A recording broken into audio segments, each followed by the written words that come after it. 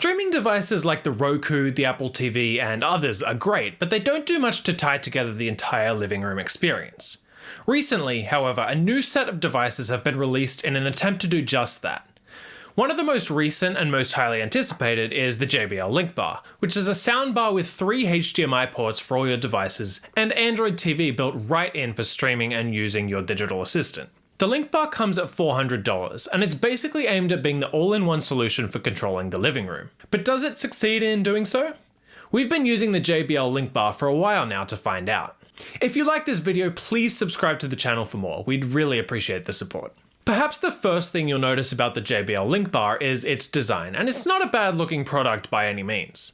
The soundbar measures in at 40 inches wide, and the entire front of it is covered with a nice fabric. There are 2 base ports, one on either side of the device, which is a nice touch. On top of the device, you'll find a series of controls for using the soundbar, though more likely than not, you'll probably use the remote instead.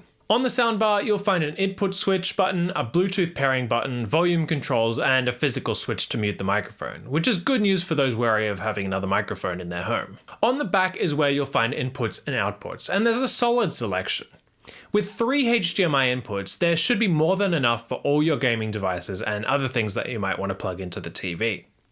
The main HDMI output is what you'll actually connect to your TV. There's also an Ethernet port, a button to pair a subwoofer, and an aux port. Ultimately, it's not a bad looking soundbar. It should look right at home on any TV stand or entertainment center, which is good news for those that want something that won't stick out that much. Of course, it's also worth considering the design of the remote, and thankfully it's pretty well designed too. While perhaps not as basic as the Apple TV 4K remote, the remote is still pretty minimalistic, offering only the controls you'll need for day-to-day use. These include volume controls and buttons to control the Android TV software, as well as a way to switch inputs and a quick access button for Netflix. Of course, there's also a button for Google Assistant, and since Assistant is pretty central to the overall Google experience, you'll probably use it. Setting up the JBL Link Bar is relatively easy, but it's not quite as easy as a Google Home speaker. Unfortunately, you can't just sign in with the Google Home app like you can some other devices. Instead, you'll have to follow the prompts to manually log into your Google account. Still, it's relatively easy, and you'll be walked through the process with on-screen instructions. Once set up, the JBL Link Bar is very easy to use, and if you've used other Android TV devices in the past, you'll have no problem getting used to the interface.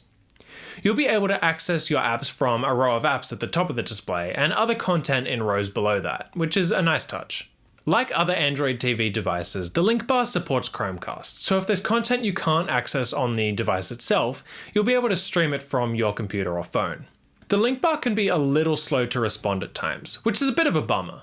That only occasionally manifests in day-to-day use, but it's especially apparent when you try to use features like Google Assistant. That can be frustrating. Google Assistant is one of the most powerful aspects of the Link Bar, but considering the lag, I found it to be something that I tried to avoid. That's the opposite of what Google Assistant should be. Considering the fact that this is a soundbar, you'll also want to think about the quality of sound, and it's pretty good. One of the best things about the speaker is the level of bass response, even without a subwoofer, and that's good news for both listening to music and watching content.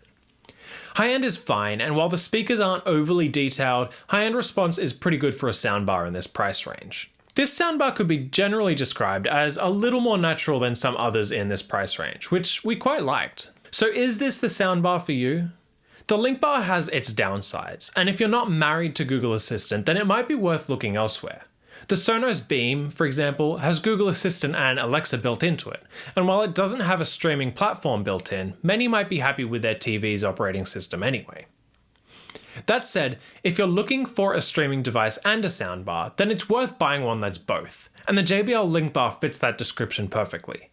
It's a particularly good choice if you're plugged into Google's ecosystem and like the idea of having a system with Google Assistant built into it, although you have to be okay with waiting for Google Assistant to respond.